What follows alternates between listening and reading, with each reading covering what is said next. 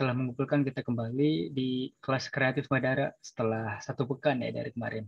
Bukan ya, sempat ada kendala waktu itu, jadi kelas kreatif Madara yang seharusnya pekan lalu diagendakan jadi pekan ini.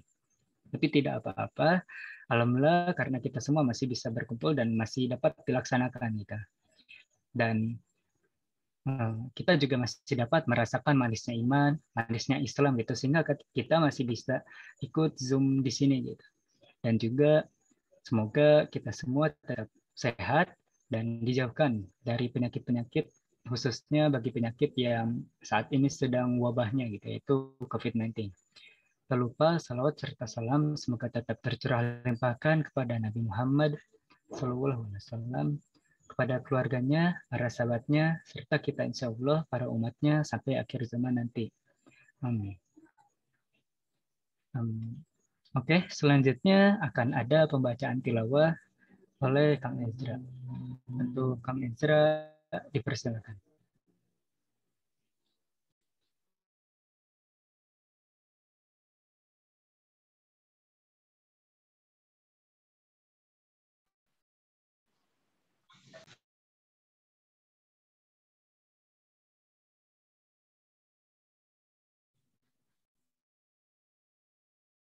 Mangga untuk panitia yang akan membacakan tilawah dipersilakan.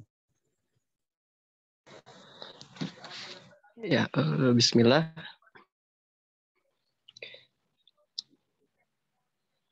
A'udzu billahi minasyaitonir rajim. Bismillahirrahmanirrahim. المال والبنون زينة الحياة الدنيا والباقيات الصالحات خير عند ربك ثوابا وخير أملا ويوم نسير الجبال وترى الأرض بارزة وحشرناهم فلم نغادر منهم أحدا وعرضوا على ربك صفا لقد جئتمونا كما خلقناكم أول مرة بل زعمتم أن لن نجعل لكم موعدا ووضع الكتاب فترى المجرمين مشفقين مما فيه ويقولون يا ويلتنا ما لهذا الكتاب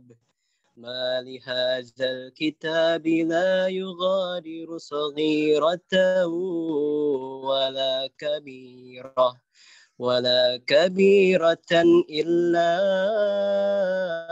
أحصاها ووجدوا ما عملوا حاضرا ولا يظلم ربك أحدا وإذ قلنا للملائكة اسجدوا لآدم فسجدوا إلا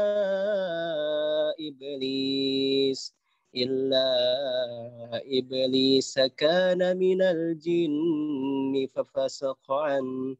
ففسق عن أمر ربه أفتتخذونه وذرياته أولياء من دون وهم لكم عدو بئس للظالمين بدلا صدق الله العظيم.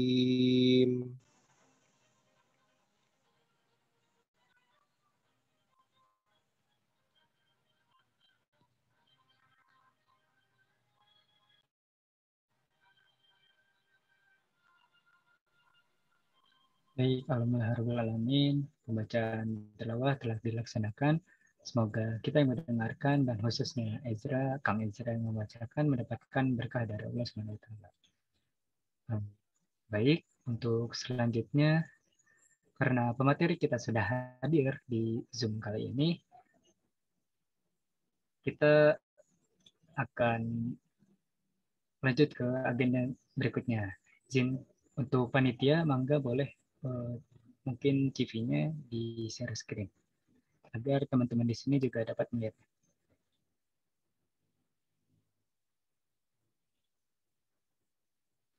Nah, baik.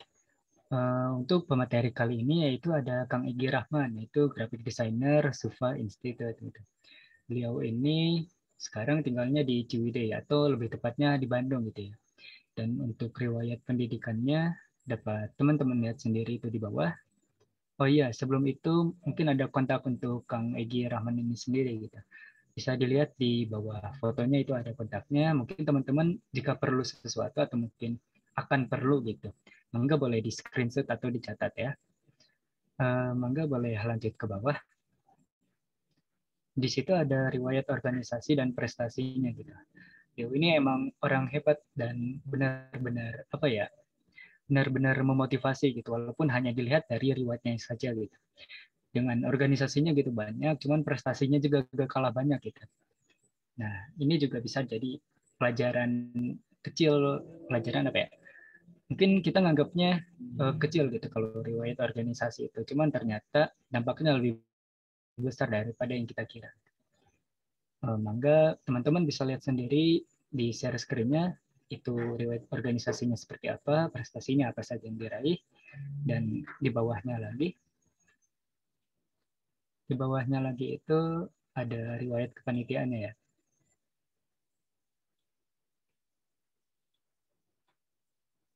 Mangga boleh di ke bawah aja. Nah, itu ada riwayat kepanitiaannya terus sampai ke bawah, bisa teman-teman lihat sendiri dari 2012 sampai 2017 dan ada pengalaman pematerian juga. Dan mungkin hari ini gitu ya. Ini juga menjadi pengalaman pematerian bagi beliau. Oke, baik. Kita nggak usah terlalu rinci ya, karena mungkin nanti akan ada perkenalan lebih lanjutnya oleh Kang Egi sendiri. Gitu. Untuk Kang Egi sendiri, apakah sudah hadir di sini? Sudah ada? Ya, sudah ada. Oke, ya udah ada ya Kang Egi-nya ya. Enggak, kita langsung mulai aja untuk pematerian kelas kreatif Madar kali ini. Untuk Kang Egi dipersilakan. Terima kasih Kang Gozi ya panggilannya. Iya Kang. Ya, nuhun buat waktu dan ruang virtualnya. Bismillahirrahmanirrahim. Assalamualaikum warahmatullahi wabarakatuh. Waalaikumsalam warahmatullahi wabarakatuh.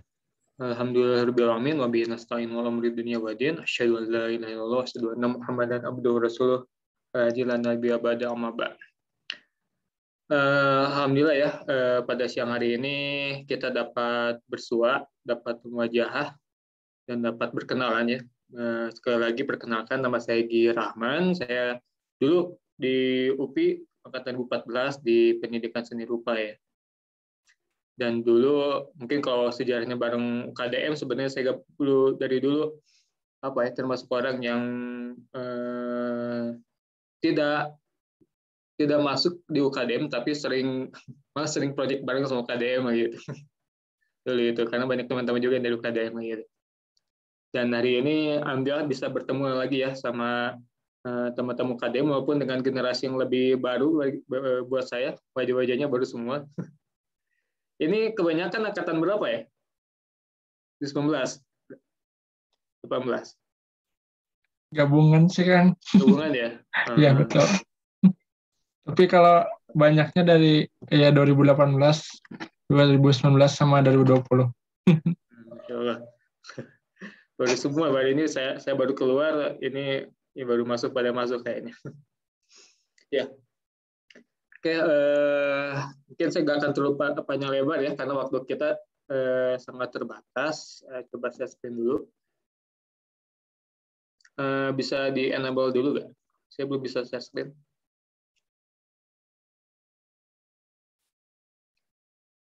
Nah, ya.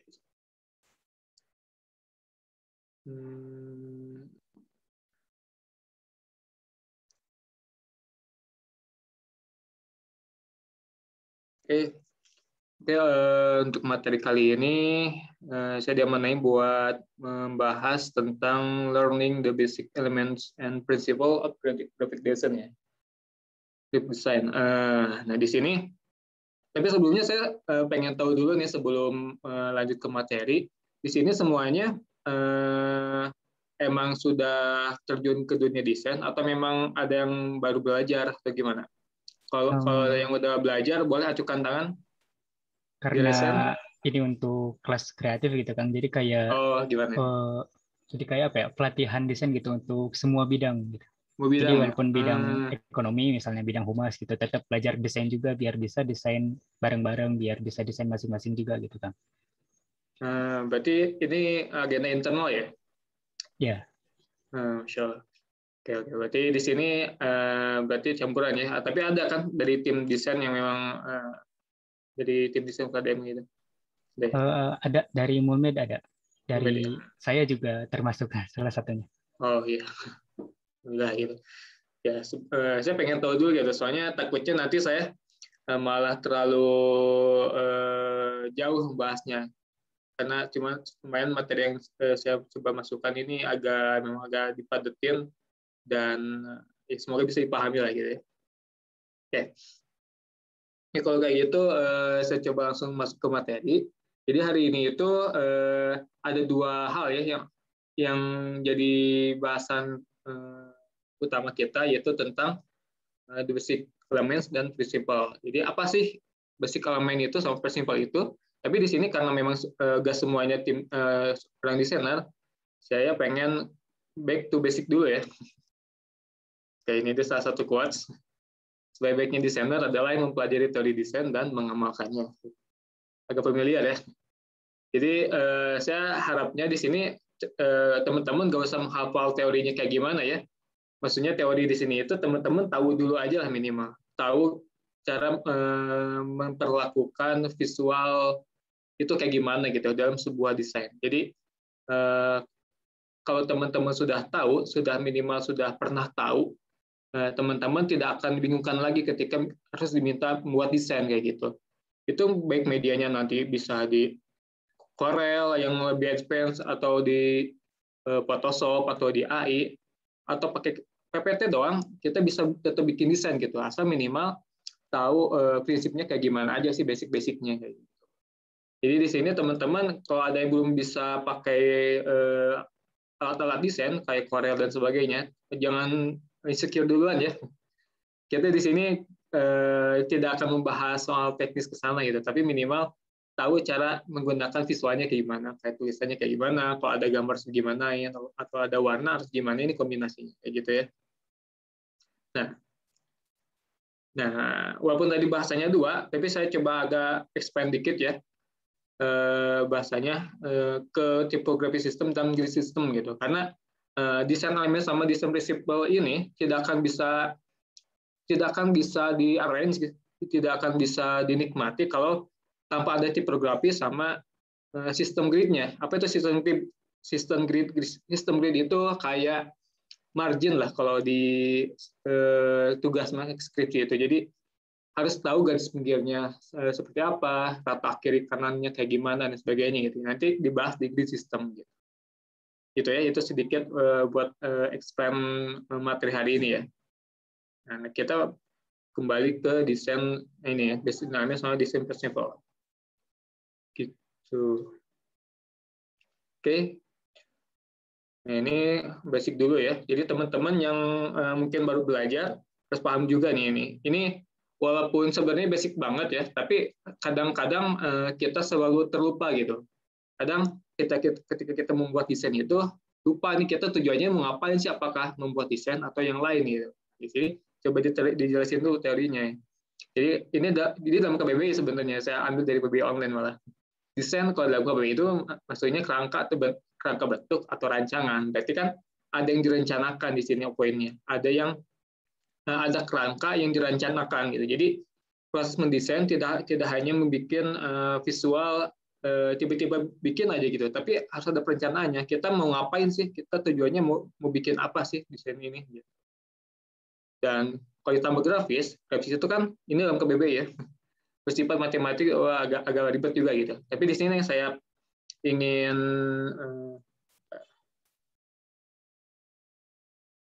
pointernya bisa di ini ya. Oh ini.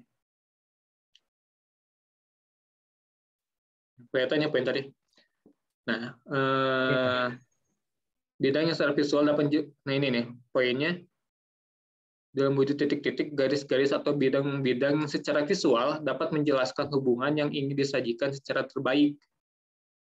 Ini tambahan aja tentang menyajikan penghitungan atau bersifat grafik. Jadi untuk poinnya di sini, yang secara visual dapat menjelaskan hubungan yang ingin disajikan secara terbaik kayak gitu. Jadi nanti desain grafis itu tidak hanya membuat ya tadi hanya menampilkan visual aja, tapi apa sih di balik visual yang kita sampaikan itu gitu. Jadi jangan sampai kita misalkan gambarnya pengen diramein nih, tapi ramenya itu ya rame aja tanpa ada maksud, nanti malah misleading gitu. Maksudnya orang malah jadi salah penerimaan lah gitu. Ketika kita maksudnya pengen A, ternyata pas diterima jadi B karena visual kita tidak mendukung pesan yang ingin disampaikan. Ini ya, desain grafis ini dalam KBBI juga seni dan praktik untuk menyampaikan informasi secara visual dengan mengkombinasikan unsur gambar dan teks ya gitu. Ini gampanglah dipahami ya. Jadi harus ada maksud dan tujuannya. Ini kita mau nyampaikan pesan apa ya desain grafis itu. Karena desain grafis itu kalau dalam seni rupa ya, dalam bidang saya dulu beda dengan seni murni. Kalau seni murni itu kan hanya mengekspresikan visual, tapi kalau desain grafis itu tidak hanya mengekspresikan, tapi gimana caranya pesan yang ingin kita sampaikan bisa tertuang dalam visual yang kita bikin. Itu. Oke, kita masuk ke bahasan utama ya. Design elements. Apa aja sih? Kalau tadi di juga basic ya, tapi saya pengennya sebutnya desain aja karena ya prosesnya ini proses desain gitu nanti ini. Nah ini, saya kasih judul lihat dan rasain gitu. Karena sebenarnya apa ya? Desain elemen itu, kalau basic elements itu sudah banyak kita temui dan kita sering berinteraksi gitu. Dan di sini saya coba teman-teman coba nggak lihat di sekeliling teman-teman itu ada apa aja sih? Coba lihat dan rasain. Misalkan kita lihat di pinggir, oh ada buku itu bentuknya kotak, persegi panjang. Tapi kalau kita rasain lagi, oh dia 3D 3 dimensi. Terus kita rasain lagi, buat ada teksturnya nih, kayak gitu. Nah, elemen itu kayak gitu. Jadi berbagai bentuk atau berbagai basic dari visual itu membentuk satu bentuk satu image tertentu kayak gitu. Nah, di sini kalau kita pecah itu ada pertama itu ada form itu bentuknya ya. Terus kedua ada line garis, ketiga ada shape itu jadi lebih ke ini ya, lebih ke bentuk datarnya kayak gimana, dan tekstur. Ini kelihatan nggak ya di sana? Tekstur ini ada kalau dipanjangkan lagi ada tekstur secara visual atau tekstur semu lah ya, tekstur semu dan tekstur nyata gitu. Kalau digambar mungkin kalau dilihat kita lihatnya ada tekstur, tapi kalau kita pegang mah biasa aja flat gitu. Nah, ini sebutnya tekstur semu. Tapi kalau misalkan kita pegang ternyata ada terasa nih teksturnya, ini tekstur nyata kayak gitu. Nah, keempat elemen ini, kalau digabungkan itu akan menghasilkan satu image tertentu kayak gitu. Nah, itu juga yang digunakan dalam sebuah desain. Jadi kita ketika ingin memproyeksikan sesuatu harus mengerti dulu gitu, apa sih yang harus disiapkan dalam memproyeksikan sesuatu. Misalkan dalam visualnya kita ingin membuat di pinggir kita misalkan membuat HP misalnya, ingin memvisualisasikan HP. Apa sih yang membuat HP itu terlihat HP ketika dibikin visual grafisnya kayak gitu. Berarti kita coba apa aja sih yang kita butuhkan dalam membuat grafis HP misalkan kayak gitu. Misalkan formnya kayak gimana, line-nya kayak gimana sih garisnya, shape-nya kayak gimana, dan teksturnya jangan lupa di tekstur kayak gitu. Karena tekstur dia akan memproyeksikan si visual itu kayak gimana ininya si kesannya apakah sangat kasar kah atau lembut kayak gimana gitu. Tapi itu tergantung kebutuhan nantinya. Tergantung kebutuhan dari desain yang teman-teman nanti buat. Contohnya ini. Ini apa? Ini foto apa, gambar apa? Kalau dalam bahasa Sunda ini sebutnya nyiru ya. Kalau bahasa Indonesia apa sih? Apa? Ya, taunya nyiru. Ya, nyiru, saya taunya nyiru. Itu bahasa Indonesia apa? Ya, itu Tampanan bukan?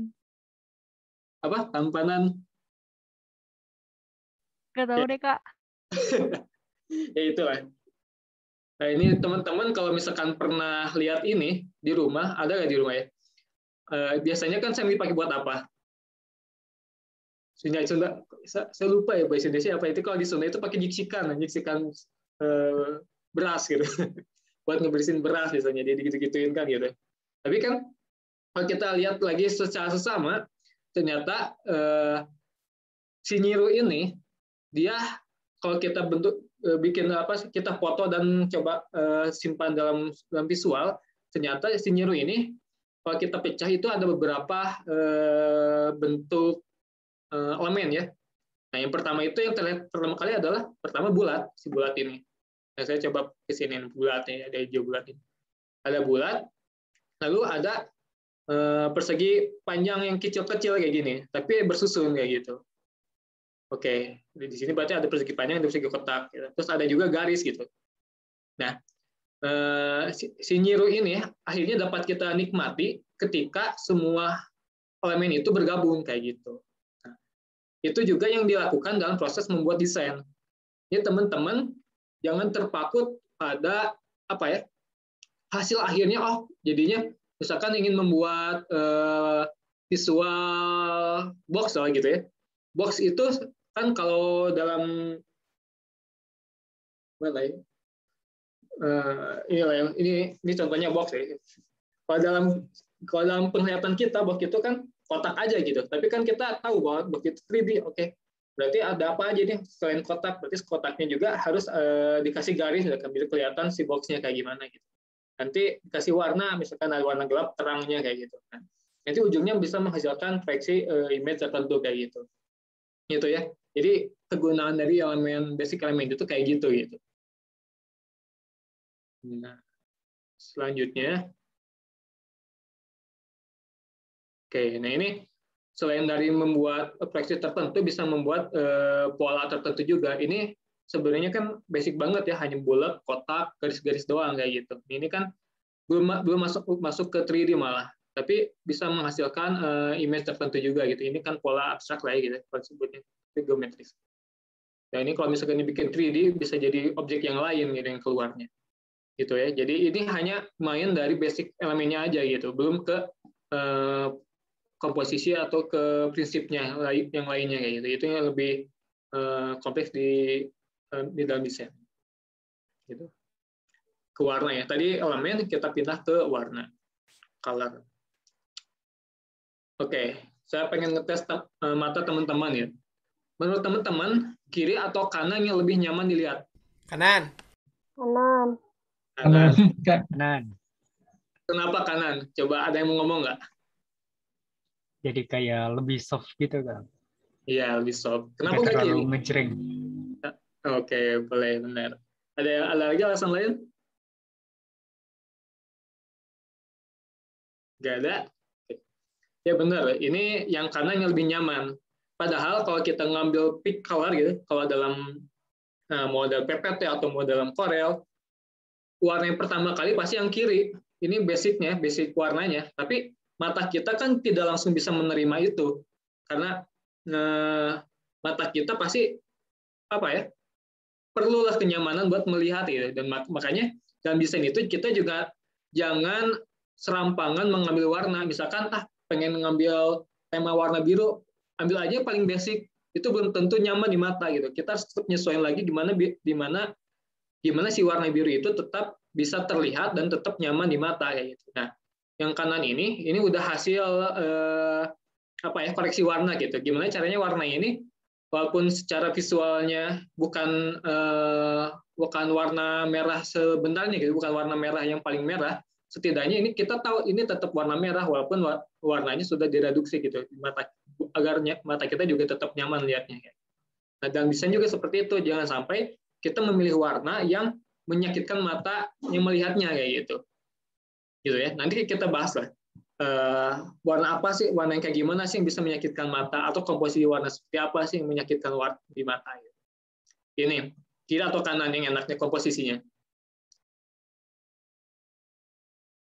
Ini ambilnya segini ya. Ini ada 6 warna, ini juga 6 warna. Berarti 6 warna yang kiri atau 6 warna 6 objek yang kiri atau 6 objek yang kanan nih yang lebih nyaman dilihat. Kanan, Kang. Kanan. Pro kanan, Kang. Masih pro kanan. Kenapa nggak yang kiri? Yang kasih alasan kenapa yang kiri? Yang kiri itu terlalu kontras sih, Kang, kalau menurut saya. Terlalu kontras. Ya. Yang kiri itu, ya yang benar ini yang kanan ya. Dan yang kiri itu warnanya, sekarang kita lihat yang ini ya. Ini ada komposisi warna abu dengan putih. Walaupun tetap terlihat ya ada segitiga, ada warna abu, warna bentuk bulat ya. Tapi kita cenderung agak susah melihatnya gitu, si warnanya itu jadi terang kayak gimana ya. Terus kalau kita geser ke atas, ini ada komposisi warna hijau sama warna merah. Ini kalau misalkan dihitam putihin, ini mereka warnanya itu seragam gitu, maksudnya si kontrasnya itu sama gitu. Jadi ketika kita melihat juga mata agak susah sih lihat warna merah, kelihatan nggak warna merahnya? Tetap kelihatan kan, cuman kita agak susah lihat warna merahnya ya. Ini juga sama ya. Tapi kalau warna yang di samping kanan, ini kontrasnya udah enak gitu. Jadi ada warna yang cenderung lebih gelap, ada warna yang cenderung lebih terang. Nah, ini juga apa ya? Ini salah satu cara gimana caranya kita menyimpan satu warna di warna yang lain. Jadi kuncinya adalah cari yang warna yang lebih, kalau misalkan background-nya lebih terang, berarti warna yang ditimpahnya atau di atasnya harus lebih gelap lagi. Jangan warna yang sama kuat, atau misalkan sebaliknya warna background-nya lebih gelap. Nah, berarti harus disimpan di atasnya, berarti warnanya lebih terang kayak gitu ya. Itu sneak peek ya. Ini atas atau bawah yang lebih enak dibaca?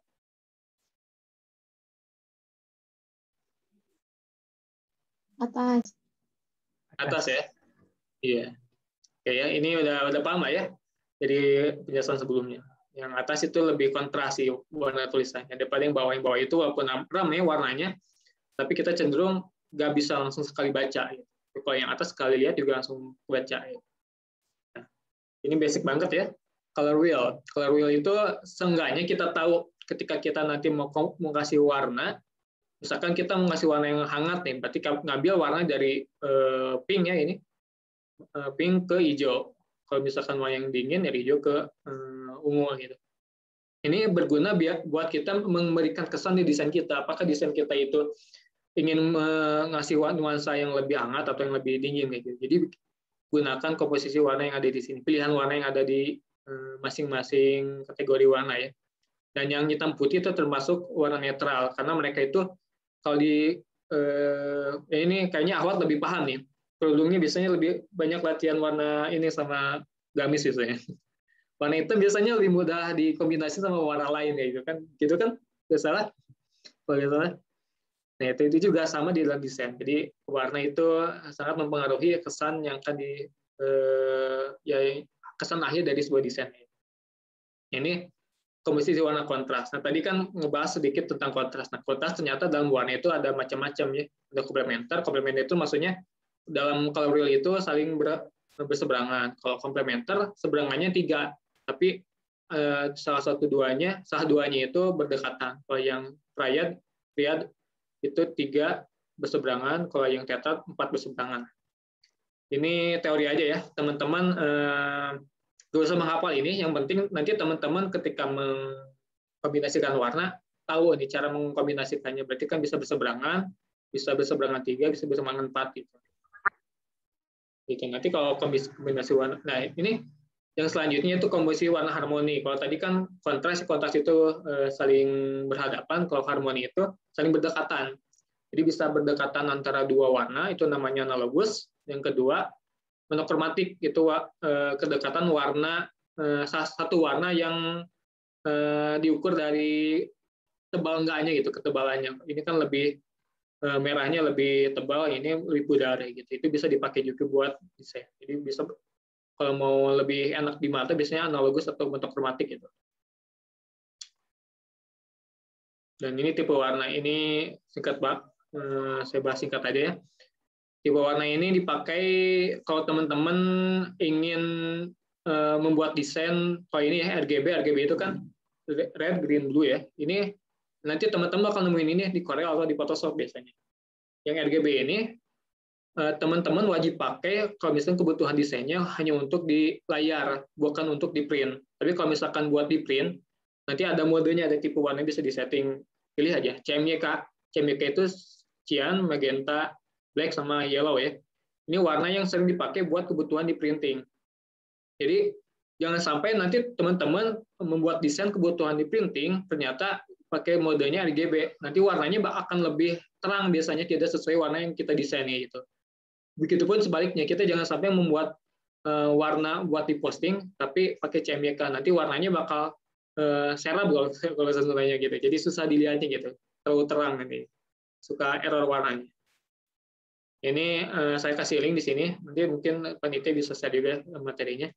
Link ini bisa teman-teman di dalam link ini ada teori tentang warna yang lebih lanjut lagi ya, lebih advance gitu. Cuman tetap enak dibuat di di channel lah gitu. Ini yang sering dilewatkan oleh desainer pemula biasanya. Jadi proporsi warna dalam desain itu harus ada proporsi warna, jangan sampai masing-masing warna proporsinya sama. Jadi teman-teman harus coba pilih salah satu warna untuk jadikan warna primer. Biasanya buat background gitu, yang lebih banyak menggunakan warna itu.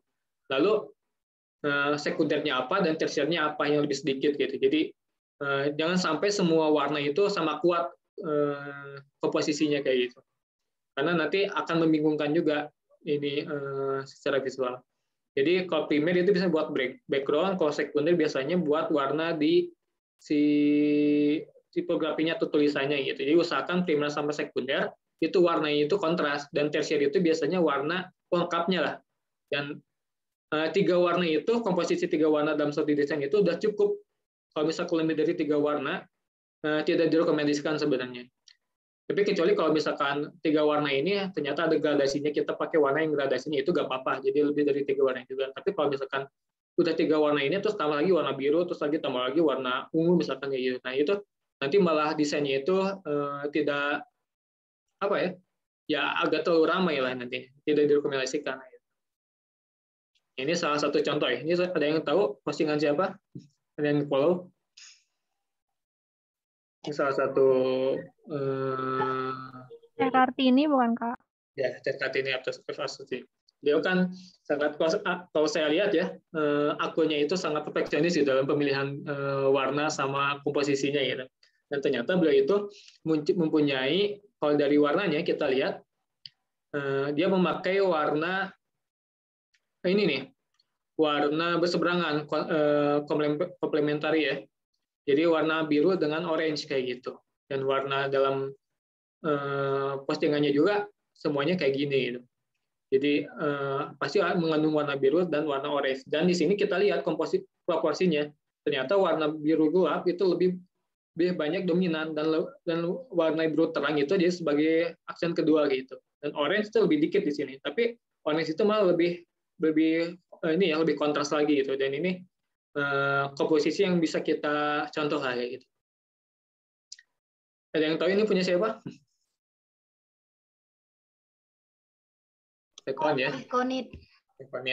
Ekonit juga sama. Ini saya ambil dari ini ya, postingan beliau yang pas beliau baru menikah. Nah, ini dalam postingannya beliau ngambil warna yang warna harmoni, analogus gitu. Kalau tadi kan ini komplementer ya. Ini analogus yang 2 warna yang saling berdekatan. Jadi tidak jauh gitu, tapi tetap enak buat dilihatnya, tinggal mainin warna gelap terangnya aja gitu. Jadi ini warna primernya yang ini, warna sekundernya yang agak ungu ini, terus warna tersiernya yang disebutnya ini warna krem kayak gitu ya, tapi kremnya agak keunguan gitu. Ini bisa teman-teman gunakan juga gitu. Jadi bisa kayak tadi atau kayak yang barusan ini mengambil warna komposisi warnanya kayak gitu. Gitu ya. Nah, ini kalau teman-teman misalkan bingung nih buat nyari komposisi warna, bisa ini ya, cek di Color Adobe. Color Adobe ini salah satu tools buat mencari warna ini. Jadi kita bisa geser-geser nih si bulatan ininya, nanti keluar warnanya apa aja. Atau bisa pakai ini nih, Pigment Shape Factory.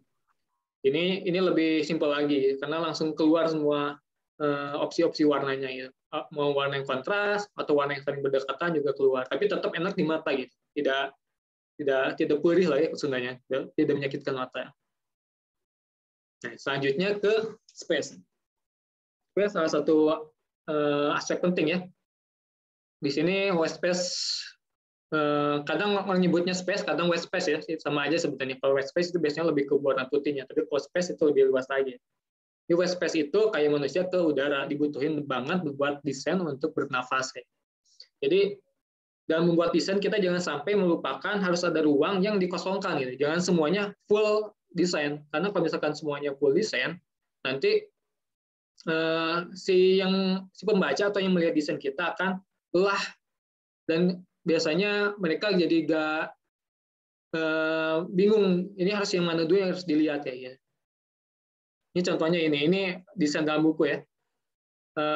Salah satu penggunaan space yang baik juga ini. Jadi ada tulisan, ada visual, tapi visualnya di sini ada agak yang diudarkan ya. Ini salah satu penggunaan space juga gitu. Jadi space itu bisa benar-benar blank, nggak ada visual, atau warna yang lain yang ngeblank juga, atau visual yang lebih bukan jadi poin view-nya ya. Jadi dia sengaja diblurkan atau dipudarkan agar orang-orang melihatnya itu tetap bisa bernapas gitu. Jadi kita langsung bisa lihat ke objeknya. Misalkan kalau kita lihat ini kan ketika kita membaca, wah diseling lagi sama gambar, tapi gambarnya juga gak penuh, gak benar-benar full gambar visual gitu. Tapi ada yang lebih pudarnya, ada yang lebih kuatnya gitu. Jadi nanti kita pasti bakal auto fokus ke sini lah gitu. Ini juga sama. Ini penggunaan white space juga.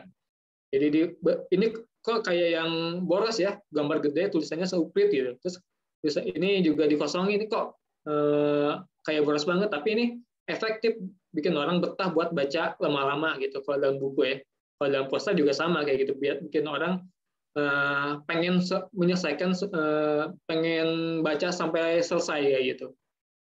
Karena dia beri ruang bernapas, nggak full semuanya visual. Kayak gitu. Nah ini juga kalau dalam tulisan kita gak akan nyaman bacanya kalau kayak gini.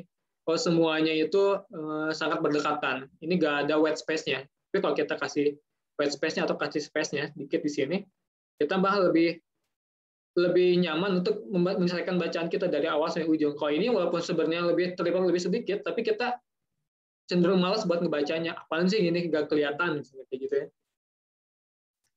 Nah, selanjutnya itu ada movement. Ini salah satu elemen juga sebenarnya. Cuman movement ini terbilang baru dan digunakan buat motion grafis gitu. Saya nggak akan bahas ini. Nah, langsung ke design principles. Design principle itu apa sih? Jadi design principle itu biasanya yang mempengaruhi komposisi dari desain itu sendiri gitu. Jadi apakah komposisinya itu mudah dipahami orang lain atau memberikan kesan tertentu atau enggak kayak gitu. Nanti yang main itu di desain prinsip desain lah ya. Nah ini ya. Yang pertama itu ada unity dan variety gitu. Jadi ini contoh visual aja ini. Yang pertama dalam desain prinsip itu kita harus gimana caranya si desain itu tetap ada satu kesatuan. Ini dua opsi ya. Bisa kesatuan itu warnanya itu cenderung seragam atau bentuknya cenderung seragam. Misalkan ini warnanya seragam tapi bentuknya beda-beda, itu nggak apa-apa. Terus kalau di sini warnanya beda-beda tapi bentuknya sama, banyak yang samanya, itu nggak apa-apa. Jadi kita kelihatannya tetap masing-masing objek itu saling mendukung gitu. Jadi ini saling menciptakan, kalau sebut brand tertentu, misalkan KDM punya visual apa nih yang menjadikan setiap melihat desain UKDM itu terlihat gitu ciri khasnya ya. Nah, itu ada di Unity dan Variety. Bisa dalam bentuk warna atau dalam bentuk objeknya kayak gitu. Kayak gitu. Atau balance ya. Yang selanjutnya itu balance, keseimbangan. Jadi si visual kita bisa bentuknya simetris kayak gini atau asimetrik gitu. Kalau misalkan dalam poster, mungkin kiri kanannya itu bisa lebih seimbang sama. Dan kalau misalkan yang asimetrik itu walaupun terlihat tidak seimbang, tapi atas bawahnya atau kiri kanannya itu saling mengisi gitu. Kalau misalkan atasnya ternyata ada di sini judul gede, misalkannya objeknya gede, itu di sini jangan sampai nambah lagi objek yang sama gede, tapi beda posisi gitu. Tapi coba pakai objek-objek yang lebih kecil tapi lebih banyak. Tapi kalau di atas kita pakainya satu objek cukup tapi yang lebih gede gitu. Itu balance ya. Jadi balance itu ada dua, ada yang simetrik dan asimetrik ya. Mau dipahami ya. Ini karena yang ngebahas yang prinsip-prinsip desain ini perlu imajinasi yang kuat lah gitu. Maksudnya kita sebanyak berimajinasi lah dalam buat prinsip-prinsip dalam desain ini. Selanjutnya itu ada hierarki. Nah ini yang penting nih. Kenapa penting? Karena desain itu harus diketahui dari mana harus pertama kali dibaca lah gitu. Jadi kalau misalkan dalam buku kan kita pasti otomatis melihat dari tulisan yang atas dulu ya, tulisan paling atas dulu, lalu ke bawah atau dari kiri dulu lalu ke kanan ya gitu. Nah dalam desain juga sama, kita jangan sampai melupakan itu gitu. Mana dulu sih yang harus kita lihat. Jadi itu bisa dalam pokoknya dalam desain itu harus ditonjolkan satu focal point-nya gitu. Apakah tulisannya digedein atau misalkan warnanya di paling menonjolin gitu. Itu yang menjadi perhatian pertama ketika orang melihat desain kita gitu. Jadi harus tahu misalkan dari atas dulu baru ke bawah, dari kiri dulu baru ke kanan gitu. Jadi ini ya. Kecenderungan orang, ini masih dalam bagian hierarki ya. Kecenderungan orang ketika melihat sebuah visual, awalnya pasti dari kiri dulu, baru ke kanan, dan dari atas lalu ke bawah juga gitu. Jadi jangan sampai kita membuat visual si point interest-nya itu atau focal point-nya itu dari bawah dulu, baru ke atas gitu. Itu bakal menyulitkan orang untuk membaca desain kita ya. Nanti orang malah apaan sih informasinya itu kayak kebalik-balik kayak gitu. Nah, gitu. Saya bisa langsung ini ya, nggak kasih contoh di sini kebanyakan ya, gitu ya. Dan ini contoh lain gitu. Jadi prinsip yang lain. Jadi kita bisa ngatur dari skala dan ukurannya dan dari teksturnya gitu. Jadi hierarki itu bisa dari ukurannya dan bisa juga dari teksturnya dimainin. Ini kan warnanya semakin pudar dan pasti pas pertama kali kita lihat pasti yang lebih gelap dulu ya, dari kemudian yang lebih pudar. Dan ini juga sama, teksturnya pasti kita lebih lihat yang tebal dulu biasanya, baru yang lebih pudar. Ini juga sama. Jadi pasti yang lebih jadinya pasti yang gede dulu baru yang kecil lah gitu. Ini hierarki juga. Nah, ini yang tadi ya, ini kedouble ininya bahasanya. Ini tentang white space yang tadi. Jadi kita harus perhatikan juga kedekatan antar objek, jangan sampai terlalu padat kayak gini ya. Ini sebenarnya bagus sih, soalnya saling mengisi kayak itu. Tapi jangan sampai tidak ada ruang kosong kayak gini ya. Nanti orang capek lihatnya. Nah, selanjutnya itu prinsipnya juga ada kontras. Kontras itu ada 4 macam di sini. Ada dari objeknya ya, bentuk objek, dibedain dari bentuk objek, terus dari warnanya, ada juga dari skalanya, dan juga dari layoutnya. Ini dari rapi ke yang agak berantakan itu. Itu kontras itu macam-macamnya. Tapi yang pertama kali teman-teman harus lihat itu dari warna dulu ya, sebelumnya ke yang lain, karena warna itu yang paling menentukan objek itu dapat terlihat atau enggak ya. Itu kontras. Lalu ini empasis itu ini berguna buat poster yang objek yang ingin ditonjolkannya apa dulu gitu. Bisa di salah satunya itu dibedakan. Kalau misalkan ini bayangkan ini poster ya, kita bisa gunakan judul yang lebih menonjol dari segi warna misalnya. Itu bisa jadi buat menarik perhatian orang kayak gitu. Jadi bisa gunakan itu. Lalu ada skala atau proportion. Ini teman-teman nanti ini aja lah, cerna sendiri aja gitu. Soalnya gampang kok. Seperti ada repetisi gitu ya. Itu tentang apa prinsip-prinsip dari desain.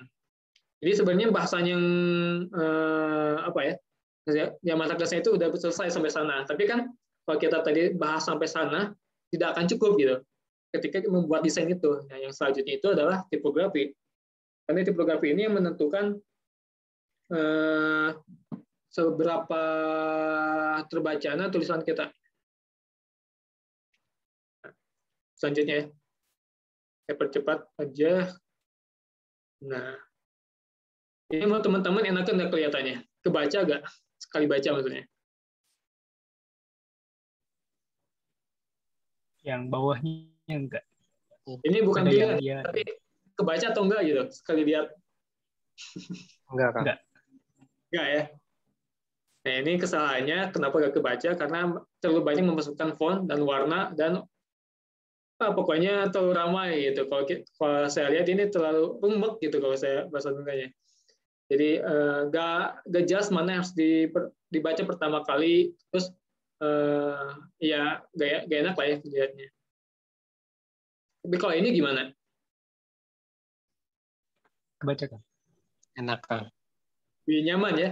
Nah, ini salah satu penggunaan tipografi yang baik juga gitu. Ini dari warnanya sudah enak ya, maksudnya tidak bertabrakan. Plus dari penggunaan font juga dia cenderung tidak terlalu ramai kayak tadi gitu. Ini walaupun macam-macam, tapi apa ya, kedekatan si fontnya itu tidak terlalu jauh itu. Dan dikasih white space juga di sini, jadi tetap mudah terbaca. Ini ya. Kalau misalkan kita coba bahas ke jenis fontnya ya.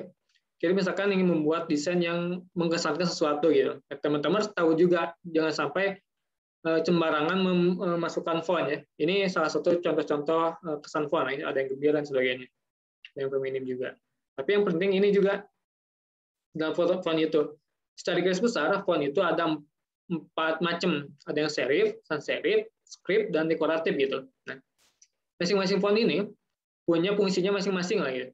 Kalau yang serif ini, serif biasanya digunakan untuk yang formal. Jadi kalau misalkan teman-teman ingin membuat desain yang lebih formal, gunakan yang serif. Serif itu font-font yang ada siripnya kalau disebut secara sederhananya.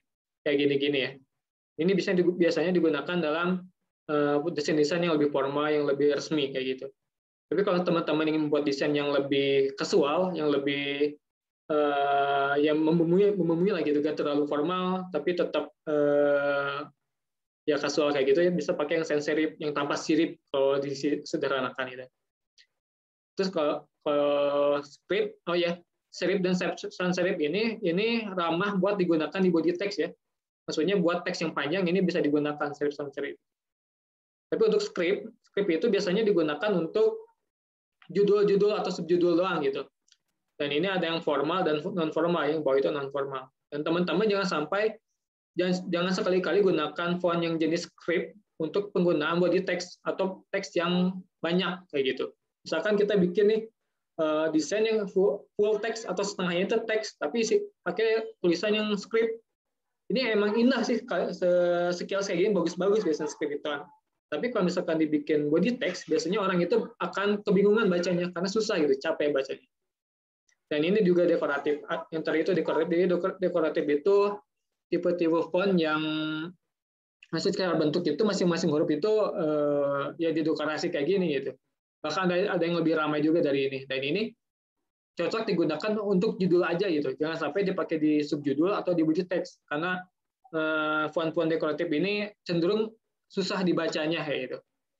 Jadi namanya juga dekoratif gitu. Jadi ini hanya untuk ya riasan dari desain kita, jangan sampai membuat orang mispersepsi dari apa ya, dari pesan yang kita sampaikan ya. Bahkan kalau gak kebaca kan berabai gitu, capek-capek ngedesain. Nah, ini Ini maksudnya kedekatan antar huruf ya. Teman-teman coba kalau misalkan membuat desain, kedekatan antar hurufnya diperhatikan, jangan terlalu dekat dan jangan terlalu jauh juga.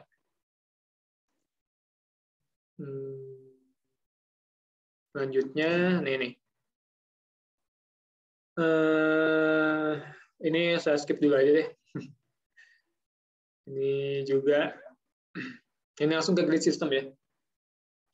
Yang terakhir nih, bahasa yang terakhir. Jadi setelah tadi kita bahas soal basic elements, terus desain prinsip sama tipografi, yang terakhir itu ada grid system. Karena grid system ini menentukan komposisi dari desain kita terlihat lebih rapi atau enggak kayak gitu. Nah, ada banyak sebenarnya grid system itu ininya jenisnya di sini ada 1 2 3 4 5 6 7 ada banyak lah. Unsur-unsurnya maksudnya ini. Nanti yang jadi poin pentingnya dalam membuat grid itu, teman-teman harus tahu juga kayak membuat skripsi, harus tahu garis pinggir itu kayak seberapa gitu ukurannya. Jangan sampai objek yang teman-teman simpan dalam desain atau tulisan teman-teman simpan dalam desain terlalu pinggir, atau kalau dalam istilah desain printingnya itu bleeding gitu. Jadi keluar garis kayak gitu, keluar garis dari pinggirnya gitu. Nah, ini unsur-unsurnya ya. Jadi ada format, flowless, margin, ada modulus juga. Ini macam-macam grading sih. Ini teman-teman dicoba cerna sendiri aja ya, karena gak terlalu sulit juga ya. Jadi intinya dalam membuat grading itu kita harus menggaris apa ya? Nah ini nih, harus tahu mana garis pinggir, mana garis tengah dan sebagainya gitu. Ini kalau dalam tulisan kayak gini, tapi kalau dalam desain butuh juga kayak gini. Nanti akan menentukan apakah desain kita itu terlihat lebih ya rapi atau enggak gitu. Kalau misalkan ada objek yang lebih dari ke sini satu aja, teman-teman akan ngerasain si desain ini pasti kok berasa nanggung gimana ya gitu. Ini juga dalam koran juga sama kan kayak gitu.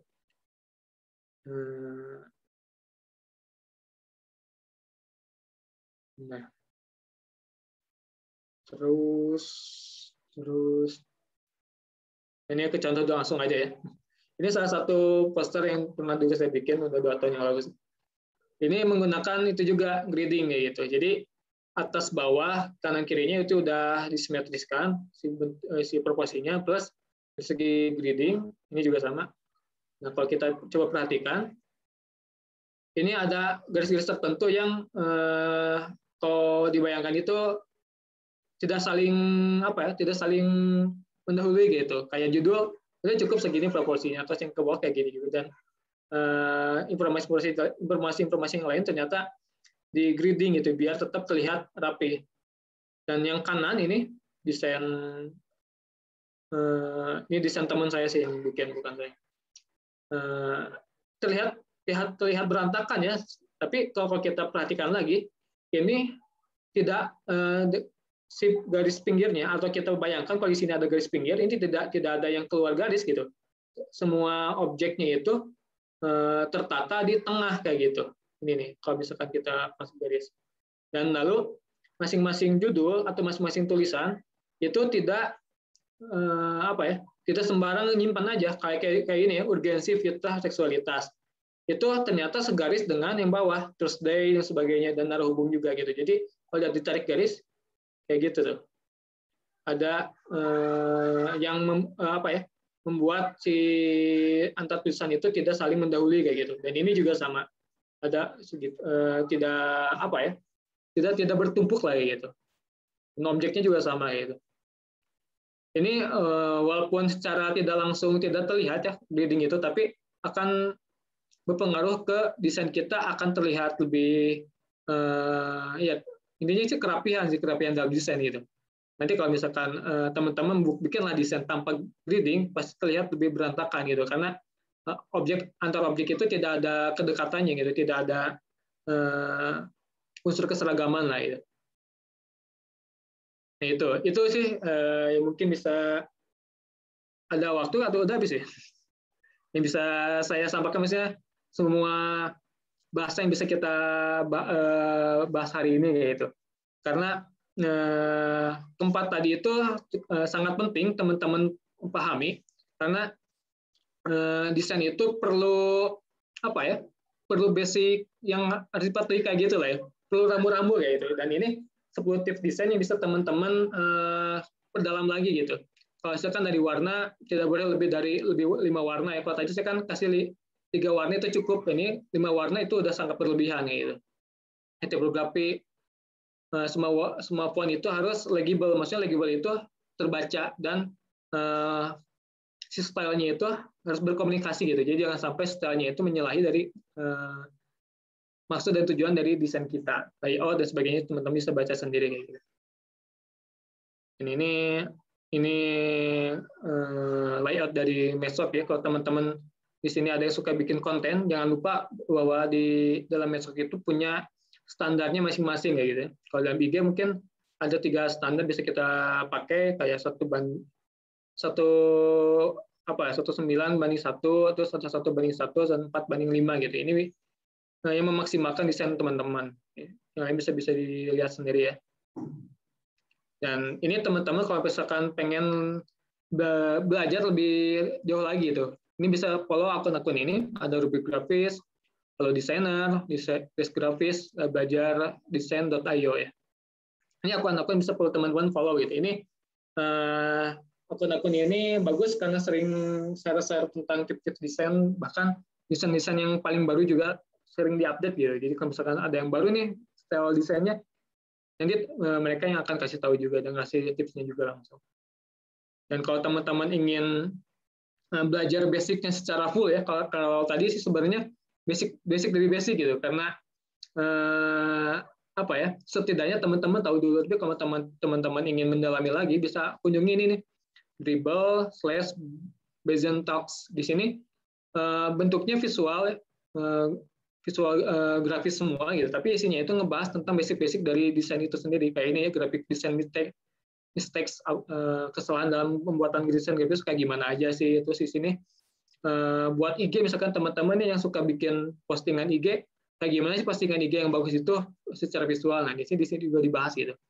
Jadi coba teman-teman dicek aja langsung ke linknya. Dan ini kalau teman-teman misalkan stuck di buat desain, berbanyak aja jadi referensi. Ini beberapa situs yang bisa teman-teman gunakan. Kayak Behance.net. Ini Behance itu biasanya sih lebih ke banyak portofolio orang-orang desainer-desainer yang udah pro lah gitu. Jadi teman-teman misalkan bingung nih hari ini pengen desain yang lebih kekinian atau lebih yang lagi tren kayak gimana sih desainnya, bisa cek di Behance atau di Pinterest. Pinterest itu biasanya lebih umum lagi ya, lebih luas lagi. Dribbble yang barusan itu dari Dribbble. Padahal Dribbble itu sebenarnya situs isinya itu tentang ya portofolio sebenarnya. Cuma di sana juga dan portofolio banyak yang akun-akun yang membahas hal-hal tertentu dalam bentuk visual gitu. Dan LinkedIn ini saya belum terlalu ini, tapi di sini juga banyak sih desainer pro yang berbagi materi lah di gitu. Done is better than perfect ya. Jadi teman-teman di sini kalau ada yang sudah bikin udah terjun di dunia desain, jangan terlalu fokus desain ini bagus atau enggak, atau desain ini udah terlihat sempurna atau enggak. Yang penting beres dulu aja lah nanti. Nanti prosesnya itu bakal ngikutin lagi gitu kalau teman-teman sering-sering membuat desain. Itu aja mungkin dari saya. Surkon atas perhatiannya. Semoga apa yang disampaikan hari ini bisa teman-teman amalkan ya, karena sangat rugi teori yang teman-teman sudah tahu ternyata ketika membuat desain ya gitu lagi gitu, tidak ada perubahannya. Jadi semoga bisa memperbaiki desain teman dan bisa menyegarkan lagi lah skill teman-teman dalam membuat desain. Itu aja. Saya kembalikan ke MC apa moderator nih? Saya. Oke. Suara saya terdengar kan ya? Ya. Baik, alhamdulillah rabbil alamin. Hatur nuhun nih Kang Egi, materinya benar-benar desain banget gitu. banyak banget hal-hal desain yang perlu dipelajari lagi lebih dalam, dan khususnya bagi kita gitu yang ingin belajar tentang desain gitu. Kayak tadi kan ada tentang prinsip desain, teori desain, terus palet warna gitu yang kayak gitu. Oke, mungkin di sini ada teman-teman yang masih kebingungan atau ada unek-unek gitu yang ingin ditanyakan, mangga kita langsung lanjut ke sesi diskusi aja. Jika ada yang ingin bertanya, boleh di kolom chat atau langsung raise hand dan on mic. Mangga teman-teman.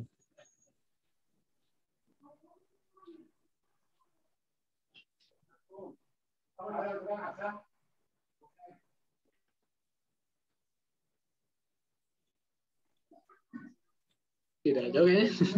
Kayaknya sudah pada pro semua nih. Itu mungkin tadi itu ya, karena Akang sendiri udah banyak ngasih referensi, mungkin teman-teman lagi pada nyari gitu ya. Oh iya, jangan lupa juga ya tadi ya, link-link yang Kang Egi rekomendasikan ke kita semua, itu catat juga. Barangkali itu penting banget gitu untuk kita, dan mungkin kita akan butuh suatu saat nanti gitu. Gimana nih teman-teman? Ada yang mau nanya gak?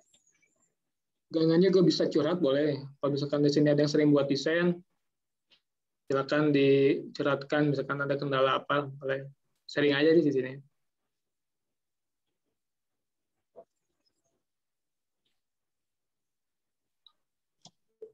Boleh Kang, saya mau bertanya Kang. Mangga. Langsung aja ya, mungkin MC Gozi. Mangga, Kang. Oke.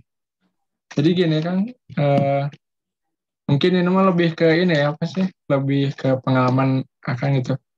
Jadi kalau saya pribadi gitu, kalau pengalaman saat membuat desain itu kadang sering stuck gitu kan.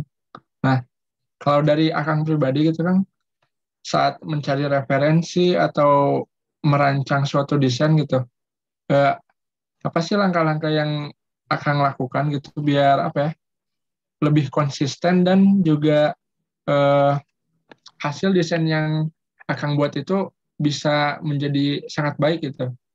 Kalau lihat dari IG Akang juga sih keren-keren gitu kan desainnya.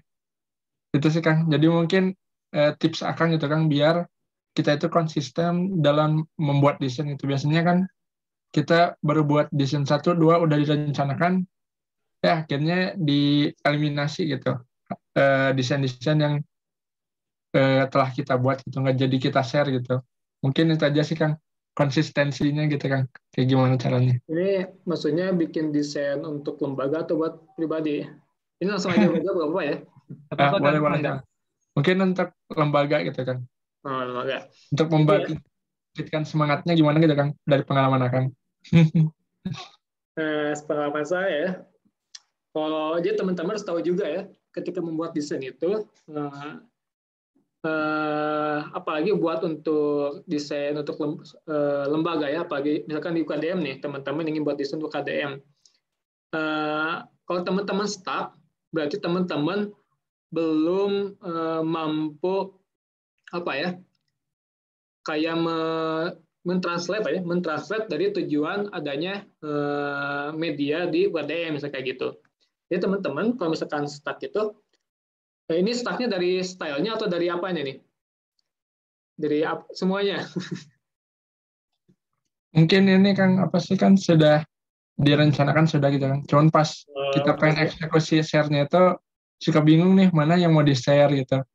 Khawatir kurang engagement-nya tinggi gitu. Seperti itu Kang. Nah, dalam desain itu kayak masakan aja, gini aja. Sesuai apa ya? Sesuai desain dibikin sesuai dengan kebutuhannya buat apa gitu. Jadi kalau teman-teman misalkan stuck, berarti teman-teman belum tahu nih kebutuhan desain teman-teman bikin itu buat apa. Kalau misalkan di sini teman-teman bikin desain untuk desain dakwah misalkan. Nah, berarti teman-teman harus cari bahan-bahan yang mendukung dari desain dakwah itu. Misalkan kita dakwah tentang desain, isinya itu tentang postingan hadis. Hadisnya tentang laisur bana hudu qaiman misalkan, gak boleh minum sambil berdiri.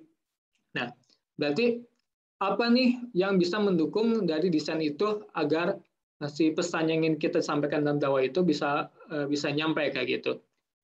Nah, kalau misalkan di sini stuck stucknya karena ragu bakal engagement-nya bakal bagus atau enggak, kita gak akan pernah tahu kalau gak diposting. Kalau gak kita publish, ya teman-teman sih udah jadi nih desainnya itu. Tapi teman-teman tiba-tiba, ini kayaknya bakal jelek nih. Kalau kita pikirannya kayak gitu, kita gak akan pernah tahu. Karena desain kita itu bakal terlihat bagus atau enggak, dilihat dari banyak desain kita bikin. Misalkan desain pertama, kita gak akan bisa nilai itu bagus atau enggak, karena desain itu dinilainya itu sama audiens kita, bukan diri kita sendiri. Gitu. Kita posting aja satu, misalkan, ini udah mulai terlihat nih engagement-nya berapa, misalkan dari akun KDM, misalkan engagement-nya cuma 5%. Wah, udah lumayan nih, 5% itu bagus sih. Terus misalkan bikin desain yang kedua, oke, ternyata naik nih, berarti kan kita lihat polanya, berarti audiens dari UKDM, dia lebih suka desain yang teman-teman bikin kayak gitu. Tapi ketika desain lagi, jadi turun, berarti dievaluasi lagi. Apa sih yang bikin engagement-nya itu turun dari desain sebelumnya sampai yang baru dibikin, itu apa sih perbedaannya? Nah, cari polanya dari sana gitu. Karena membuat desain itu sangat dinamis sekali gitu. Si efektivitasnya itu, dia bakal efektif atau enggak? Desain itu basicnya dari riset gitu. Kalau nggak pernah di riset, kita nggak akan pernah tahu desain itu bakal efektif atau enggak kayak gitu. Itu sih. Oke, baik Kang. Terima kasih Kang atas jawabannya. Ada lagi? Dari teman-teman yang lain mungkin ada yang ingin bertanya lagi?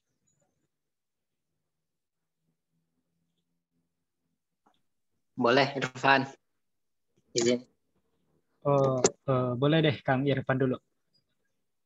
Baik. Izin bertanya Kang. Ini mungkin lebih di awal banget ya. Sebenarnya tentang ini kan ini termasuk seni kan ya Kang? Iya bukan? Iya kan. Ini kan termasuk seni gitu Kang. Nah sebenarnya bakat ini atau apa ini termasuk bakat atau sesuatu yang bisa dipelajari gitu Kang. Karena kan suka banyak orang-orang yang dia bikin aja atau dia suka bikin sesuatu itu udah hebat banget gitu, udah estetik gitu kalau sekarang kan bilangnya. Bahkan dia kalau cuman make edit edit dari Instagram aja misalnya bisa aja dia gitu buat bikin estetik gitu. Tapi sedangkan banyak juga kalau Irfan sendiri merasa susah gitu buat cipta gitu atau ada ide atau kayak gitu. Jadi itu tuh sebenarnya suatu bakat atau sesuatu yang bisa dipelajari dan dikembangkan gitu. Desain ya. Oke, jadi gini ya. Memang dalam seni ini kalau bisa bahas seni gitu, ada beberapa orang yang mempunyai kepekaan dirinya itu lebih peka atau lebih sensitif terhadap visual lah gitu. Biasanya dia bisa memahami gimana caranya mengkomposisikan visual itu secara alami gitu, karena dia punya sensitivitas itu gitu. Tapi yang perlu diketahui orang-orang kayak gitu itu dia tidak ujug-ujug bikin visual jadi bagus, bikin foto jadi estetik, nggak kayak gitu. Tapi dia karena dia punya kepekaan itu, dia punya sensitivitas itu, dia paham polanya. Jadi ketika membuat foto, dia paham pola gimana sih pola orang-orang, misalkan dia memperhatikan juga, nggak mungkin dia tiba-tiba foto tiba-tiba bagus, pasti dia juga memperhatikan di sekelilingnya atau circle-nya atau dimanapun lah ya, referensi tertentu yang itu disebut estetik kayak gitu. Jadi dia coba copy polanya dan dia pakai di buat kebutuhannya sendiri kayak gitu. Jadi itu kalau menurut saya secara pure bakat kayaknya enggak deh kalau pure bakat itu. Tapi kalau punya kepekaan masing-masing orang berbeda gitu. Jadi bisa aja dia lebih peka terhadap memahami sesuatu gitu. Nah, tapi ini kalau disebutin apa sih bakat dan bisa dipelajari, ya ini juga bisa kita pelajari juga dengan ya gimana caranya kita memahami kepekaan itu sendiri gitu. Kenapa sih dia bisa peka dan visual itu? Berarti kan dia paham bahwa visual itu komposisinya kayak gimana sebagainya gitu. Kayak tadi mempelajari basic itu adalah cara kita untuk mempertebal kepekaan kita terhadap visual kayak gitu. Jadi nanti ketika teman-teman lihat visual tertentu, ini teman-teman tahu nih, oh ini masuk ke dalam prinsip desain ini nih, atau masuk ke dalam elemen desain ini bisa kita pakai buat ini bisa kita pakai buat kebutuhan desain ABC misalkan kayak gitu. Nanti teman-teman bakal nemu sendiri polanya kayak gimana ketika teman-teman udah peka terhadap visual di sekeliling teman-teman kayak gitu. Jadi bisa kok dipelajari asal teman-teman paham basic dulu kayak gitu, kayak ya, yang tadi udah disampaikan itu sih. Jadi cari polanya ya buat desain itu. Tidak lepas dari pembelajaran juga ya Kang, walaupun ada. Iya, karena gini, masing-masing desainer itu tidak akan pernah berhenti buat belajar. Dia akan terus mengupdate pengetahuannya, mengupdate pengetahuan lingkungannya, dan dia coba tuangkan, eksperimenkan bahkan ke dalam bentuk visualnya kayak gitu. Dia pasti banyak latihan juga makanya desainer yang baik itu atau yang udah pro itu bukan desainer yang bikin desain gimana tapi bikin desain terus banyak berlatih lah gitu. Jadi dia hampir tiap minggunya itu pasti bikin desain. Nah di sana dia improve-nya gitu. Tapi kalau misalnya gimana mood biasanya bisa aja bagus, tapi bisa juga gak relevan gitu desainnya kayak gitu. Walaupun udah jago gitu. Siap. Mohon Kang. Oke, tadi sudah terjawab ya. Mungkin ini kita lanjut pertanyaan Kang. Tadi saya lihat ada Ezra itu raise hand. Enggak Kang Ezra, apakah jadi mau nanya? Langsung aja ya. Izin bertanya Kang. Ini mungkin menyangkut desain juga. Jadi bila kita selesai mendesain atau desain logo gitu ya misalkan. Nah, habis selesai itu kita melihat ada karya yang hampir mirip juga gitu Kang, atau bisa dibilang sama juga gitu. Nah, apakah itu bisa dikatakan melanggar hak cipta atau tidak gitu ya Kang? Mungkin itu sih Kang. Itu sama persis atau hanya mirip? Mirip-mirip gitu Kang. Ya, hak cipta itu ketika dia coba jiplak apa adanya biasanya hak cipta itu. Dan sebenarnya sangat pelik ya kalau kita bahas soal hak cipta dalam desain, dalam ya seni visual gitu. Karena hak cipta itu punya legalnya dan ada lembaganya khusus gitu disebut itu bakal melanggar hak cipta. Jadi kalau teman-teman di sini ada yang suka bikin logo dan logonya itu takut seragam dengan yang lain, makanya dalam proses pembuatan logo itu yang paling panjang itu bukan membuat logonya, tapi riset logonya gitu. Jadi teman-teman usahakan sebelum membuat sesuatu, apalagi di sini ya di sini konteksnya membuat logo ya.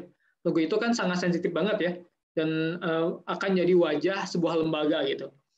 Nah teman-teman harus banyak risetnya, jangan sampai risetnya tidak tuntas ya gitu. Kalau tadi misalkan pas sudah jadi nih, ternyata ada yang mirip, berarti kan riset kita belum tuntas nih.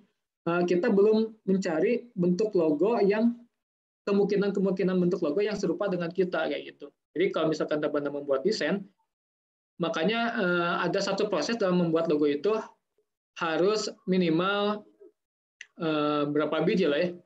10 biji itu harus dibikin bentuk-bentuk yang berbeda-beda dan jangan boleh ada yang saling mendekati bentuknya itu gitu. Ini untuk meminimalisir adanya keseragaman bentuk atau opsi atau membuat opsi lain agar logo kita ketika ada yang mirip itu kita ada alternatifnya kayak gitu. Tapi itu harus selesai dalam tahap riset, jangan sampai pas sudah selesai baru kita nyari logo yang serupa kayak gitu. Kalau itu nanti ya berabe-nya ke desainernya. Kalau udah capek-capek bikin ternyata harus direvisi karena ada yang sama gitu. Kan capek juga ya udah bikin gitu. Jadi perbanyak risetnya gitu dari proses membuat logonya.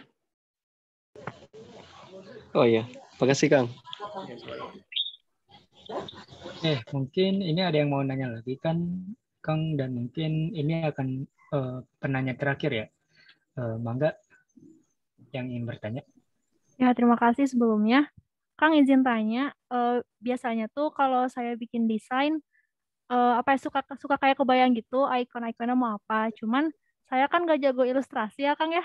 Jadi kadang suka suka nyomot di internet gitu. Nah, Hmm. kira-kira lisensi yang aman gitu untuk kita yang apa ya, yang gratis mungkin ya Kang, Hmm. lisensinya yang kayak gimana, dan apakah Akang punya referensi web mana aja yang sekiranya bisa kita ambil icon-iconnya gitu. Untuk icon ya, icon biasanya tidak se-strict kayak logo ya lisensinya. Hak ciptanya kalau disebut ya. Kalau lisensi mungkin ya teman-teman cari situs, saya coba ketikin di ini ya, di komentar. Nah ini saya nggak banyak explore soal icon sih, tapi yang saya temuin ada nih situs namanya itu Flaticon. Jadi ini kalau teman-teman tahu Flippik, nah Flaticon itu anak dari Flippik lah gitu, situs peranakan dari Flippik gitu. Di sana itu menyediakan banyak icon-icon yang memang bebas kita gunakan, dan ada yang free, ada juga yang premium ya. Kita kalau misalkan pengen pengen tetap legal menggunakan visualnya, tuh iconnya pakai aja yang free. Tapi kalau teman-teman punya uang lebih, ya bisa pakai yang premium. Dan biasanya yang premium itu lebih beragam lagi sih logo si iconnya. Jadi bisa sih langsung aja kunjungi ke situsnya ya. Oh ya Kak, itu berarti aman ya, gratis ya Kak. Oke, makasih Insya Kak. Allah aman ya. Oke, baik. Untuk sesi diskusi kita akhiri saja di sini ya, Kang. Dan mungkin saya akan membacakan sedikit kesimpulan dari pematerian tadi gitu. Tadi kan dibahasnya ada banyak tuh kayak desain elemen, terus prinsip desain, typography, sama grid gitu. Dan juga ada yang tadi saya lihat itu ada 10 tips desain ya. Yaitu ada warna, typography, layout atau tata letak, callout, space, ilustrasi, iconography, data, proporsi, dan apa ya dibacanya nih? Simplicity apa ya? Simplicity, pokoknya tulisannya gitu dah. Ya, ya. Ya, mungkin teman-teman di sini tadi yang lihat PPT-nya tahu juga ya. Dan tadi yang benar-benar saya dapatkan yaitu kayak tadi tuh yang Akang bilang bahwa sebaik-baiknya desainer adalah yang mempelajari teori desain dan mengamalkannya. Dan itu mungkin menjadi pelajaran gitu, khususnya bagi saya sendiri dan bagi teman-teman di sini, seperti yang Kang Egi katakan tadi, ini harus diterapkan juga gitu, bukan cuma sekarang doang, cuman di selanjutnya itu juga harus tetap diserahkan, tetap diamalkan, dan tetap dipelajari gitu. Oke Kang, untuk kelas kreatifnya mungkin dicukupkan sekian. Selanjutnya akan ada penyerahan plakat dulu Kang, dengan Kang Furkot sekaligus dokumentasi. Mangga kepada panitia untuk disiapkan dokumentasi dan Kang Furkonnya.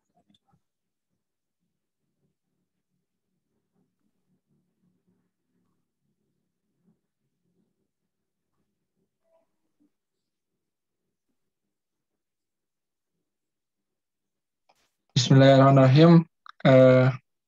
Ya jadi Akang gitu, kami gitu dari selaku panitia Madrasah Desain Grafis gitu dari LDK UKM UPI mengucapkan terima kasih gitu kan atas kesediaan Akang menjadi pemateri. Semoga materi yang Akang sampaikan di hari ini itu dapat menjadi wasilah atau kebaikan bagi kita semua dan juga bisa menjadi bekal teman-teman LDK untuk lebih baik lagi dalam membuat desain grafis. Mungkin secara simbolis saya berikan ya Kang ini sertifikat untuk Kang. Ya, saya terima sertifikatnya. Oke, oh ya untuk tim PDD boleh untuk ini apa sih mendokumentasikan saat ini penyerahan plakat.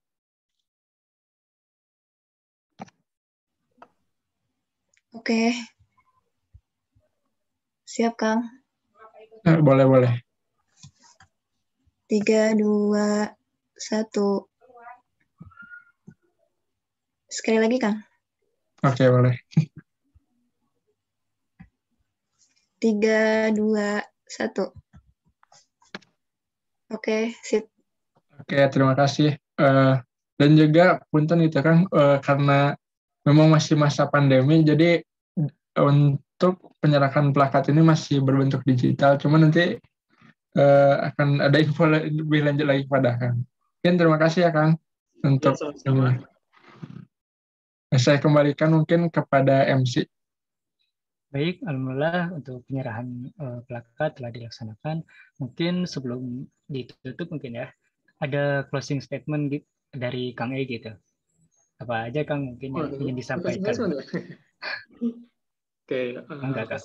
closing statement-nya mungkin ini Mas sedikit motivasi aja buat teman-teman di sini yang baru mengenal desain dan sudah terjun juga gak apa-apa. Intinya kalau misalkan teman-teman di sini sudah masuk ke ranah desain, jangan lupa untuk banyak berlatih gitu. Karena desain ini apalagi yang terasa sama saya setelah masuk ke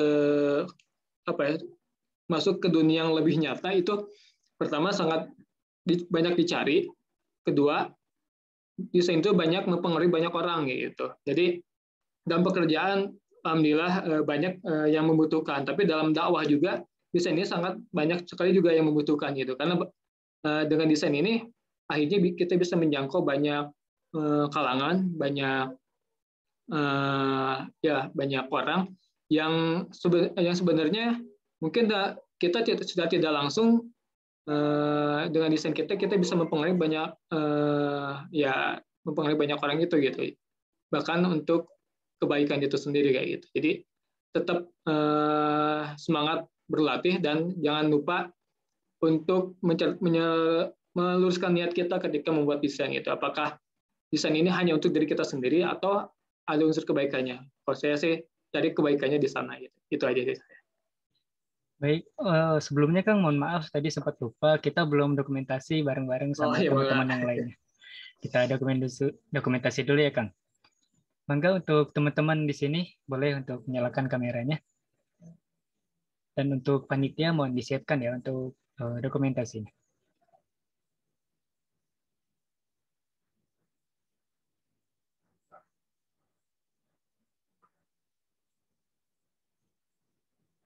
Ayo kita siapkan kameranya dan siapkan juga senyuman terbaiknya dan gaya terbaiknya.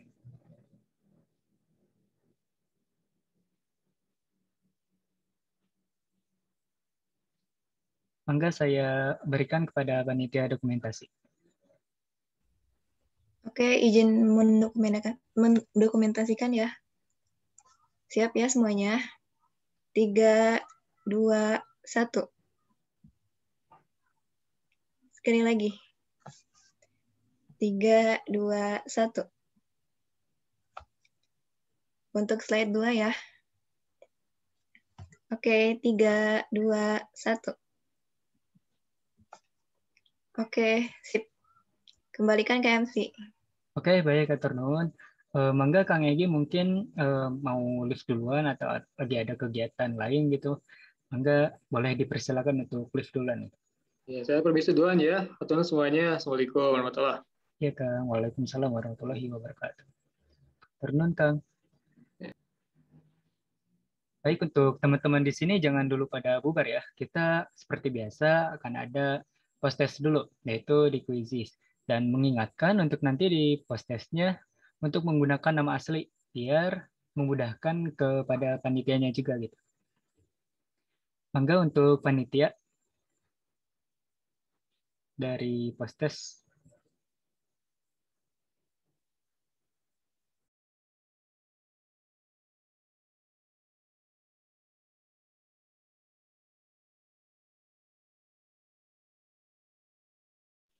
Oke, untuk teman-teman di sini tolong disiapkan ya. Oke, itu udah ada kodenya.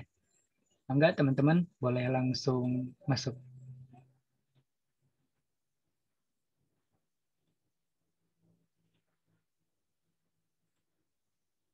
Oh iya, mungkin dari panitia tolong share linknya ya di kolom chat di Zoom.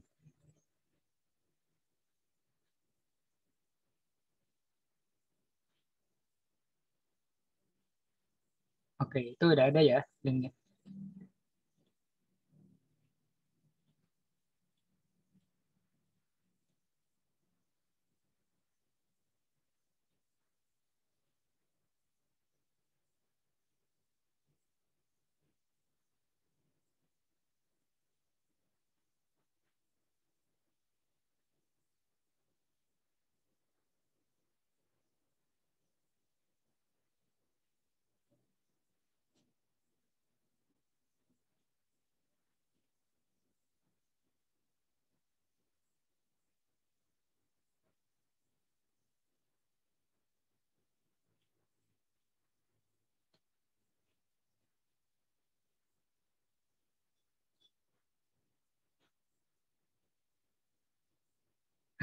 Kok gak bunyi itu teh katanya. Mungkin teman-teman di sini pengen sambil ada musiknya gitu deh. Kita kalau bisa, mangga boleh sambil ada musiknya juga.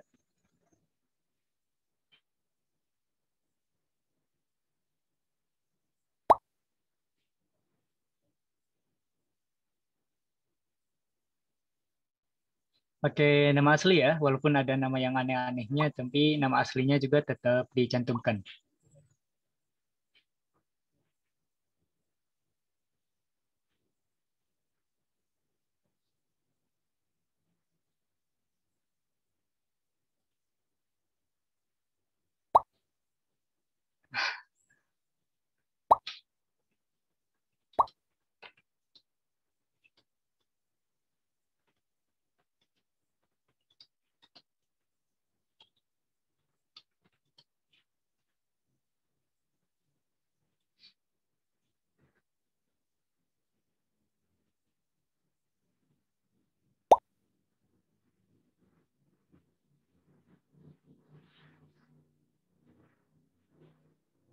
Oke, mungkin dari panitia bisa langsung atur saja ini mau dimulai atau enggaknya. Boleh saya serahkan saja ya.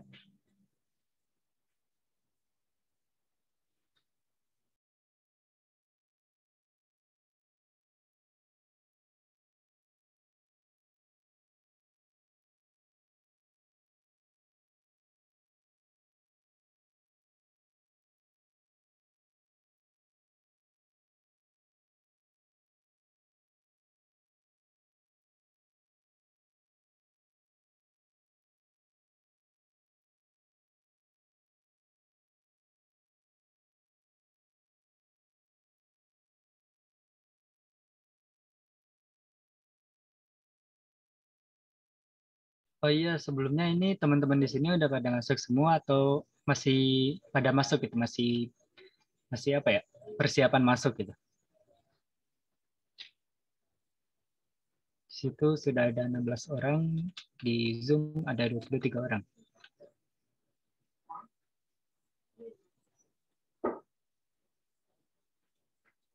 Dan kalau nggak ada, akan kita mulai aja.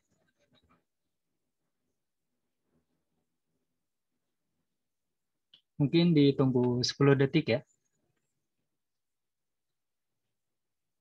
10, 9, 8, 7, 6, 5, 4, 3, 2, 1.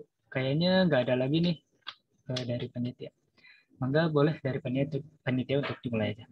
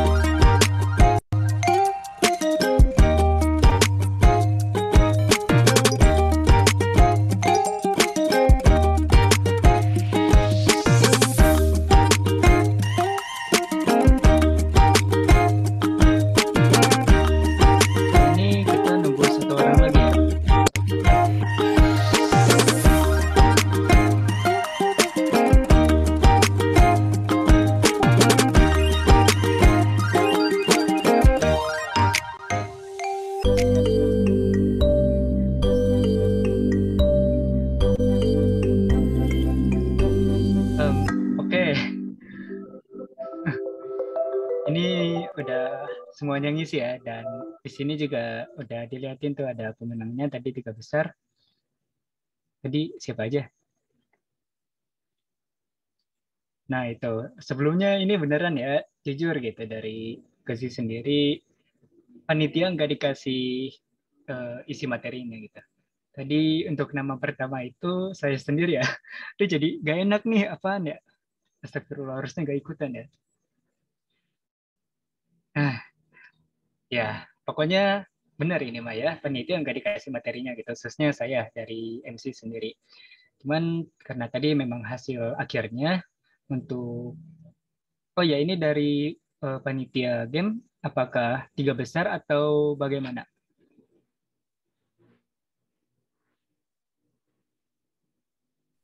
5 besar bisa. Gimana?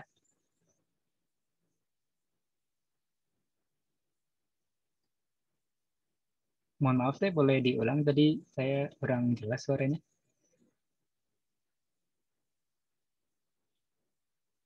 Oh untuk 5 besar katanya. Jadi tadi mungkin yang 5 besar di sana dan yang merasa 5 besar di sana boleh untuk menghubungi panitia ya. Barangkali nanti dari panitia ada yang ingin disampaikan lebih gitu terhadap hasil dari gamesnya. Baik, untuk prosesnya telah dilaksanakan. Alhamdulillah, kita sudah di penghujung acara. Selanjutnya kita tutup kegiatan kali ini dengan doa kepada Kang Fahri. Apakah ada? Assalamualaikum. Waalaikumsalam. Oke, Kang Fahrinya udah ada ya. Jadi mangga Kang Fahri silakan untuk memandu doa kita di kelas siang ini. Baiklah teman-teman semuanya, sebelum meninggalkan ruang kegiatan pada sore hari kali ini, alangkah baiknya kita berdoa terlebih dahulu. Ya. Bismillahirrahmanirrahim. Allahumma innaka ta'lamu anna hadhil qulub qad ista'at ala mahabbatik wal taqat ala ta'atik wa tawahhadat ala da'watik wa ta'ahadat ala nusrati syari'atik fawatthikillahumma rabitah wa adim wuddaha wahdiha subulaha wamla'aha binurika alladhi la yahbu washrah suduraha bifaizil imani bik wa jamilit tawakkuli alaik wa ahyiha bima'rifatik wa amitha ala syahadati fi sabilik innaka ni'mal maula wa ni'man nasir. Amin amin ya rabbal alamin. Amin. Alhamdulillahirrahmanirrahim. Hatur nuhun kepada Kang Fahri telah memandu doa untuk kita di kelas ini. Sebelum saya tutup untuk kelas kreatif Madara hari ini ada beberapa info dari panitia. Ini ada beberapa info dari panitia tentang infak. Maka mungkin boleh di-share screen biar nanti teman-teman di sini bisa mencatat atau mungkin men-screenshot gitu.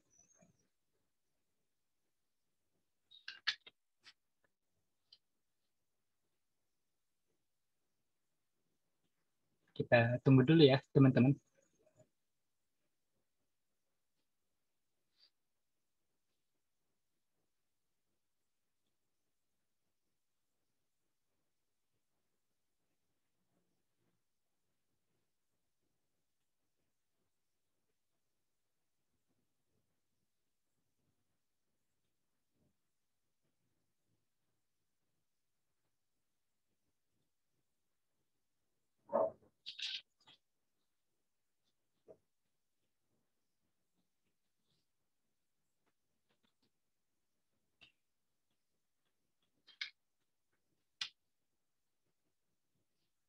Oke, tunggu sebentar ya, teman-teman.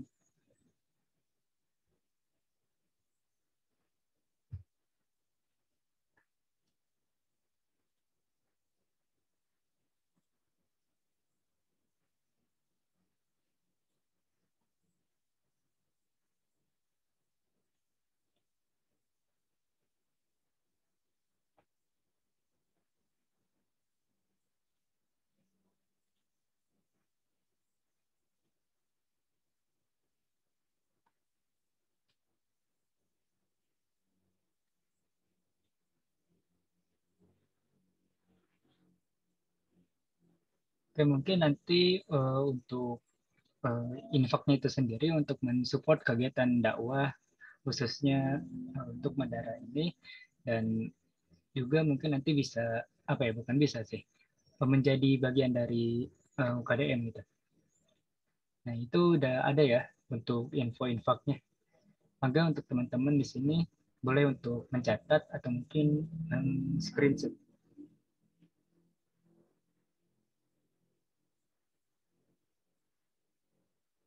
Di situ ada transfer BNI Syariah dan di situ juga ada nomor kontak HP ya.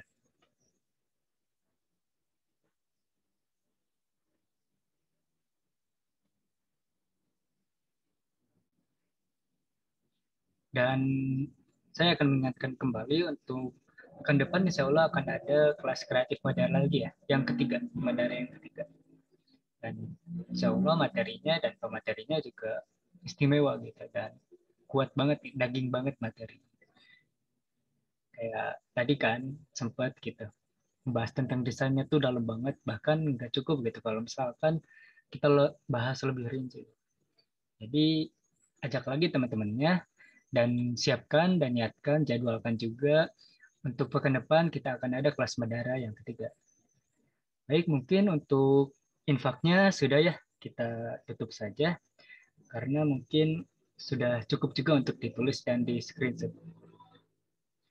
Baik, untuk kegiatan Madara ini alhamdulillahirrahmanirrahim telah dilaksanakan. Semoga kita semua yang hadir di sini bisa terus diistiqomahkan, khususnya dalam berkarya Islam gitu, berkarya untuk dakwah gitu, berkarya untuk Islam. Dan semoga apa-apa yang tadi disampaikan oleh Kang Egi bisa menjadi pengingat bagi kita dan pelajaran lebih bagi kita. Dan kita juga jangan lupa untuk terus mengamalkan ilmu ini, dan juga kepada teman-teman tuh yang belum hadir di sini, mangga boleh diamalkan, mangga boleh di-share materinya, karena ini emang untuk bareng-bareng juga gitu, untuk kita-kita juga semua. Baik, kita cukupkan sekian dengan membaca hamdalah. Alhamdulillah. Istighfar 3 kali. Astagfirullahaladzim, astagfirullahaladzim. Dan doa kifaratul majelis.